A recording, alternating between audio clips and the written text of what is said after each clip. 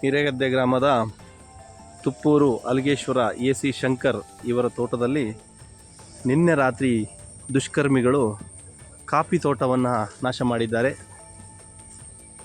ರಾತ್ರಿ ಸಮಯದಲ್ಲಿ ಬಂದು ಹಲವಾರು ಕಾಫಿ ಗಿಡಗಳನ್ನು ಕಡಿದಿರ್ತಕ್ಕಂಥ ದೃಶ್ಯ.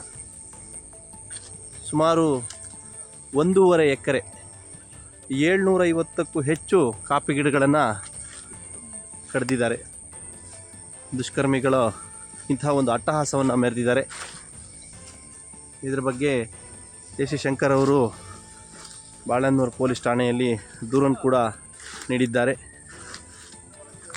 ಇಂಥ ಒಂದು ಅಟ್ಟಹಾಸನ ಮೆರೆದಿರ್ತಕ್ಕಂಥ ದುಷ್ಕರ್ಮಿಗಳಿಗೆ ತಕ್ಕಾದಂಥ ಶಿಕ್ಷೆ ಆಗಬೇಕು ಅಂತ ಹೇಳಿ ನಾವು ಆಗ್ರಹಿಸ್ತೇವೆ.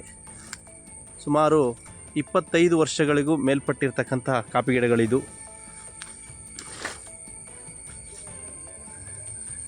ಬೆಳೆ ಸಂಪೂರ್ಣವಾಗಿ ನಾಶವನ್ನು ಮಾಡಿದ್ದಾರೆ. ಈ ರೀತಿ ಕಡಿದು ಹಾಕಿದ್ದಾರೆ. ಇದರಲ್ಲಿ ಅತ್ಯುತ್ತಮವಾದಂಥ ಕಾಫಿ ಬೆಳೆ ಕೂಡ ಇತ್ತು. ಈ ರೀತಿಯಾದಂಥ ಕಾಫಿ ಬೆಳೆ ಇದೀಗ ತಾನೇ ಪುಟ್ಟ ಪುಟ್ಟ ಕಾಯಿಯೊಂದಿಗೆ ಕಾಫಿ ತೋಟದಲ್ಲಿ ದುಷ್ಕರ್ಮಿಗಳು ಅಟ್ಟಹಾಸನ ಮೆರೆದಿರ್ತಕ್ಕಂಥ ದೃಶ್ಯ.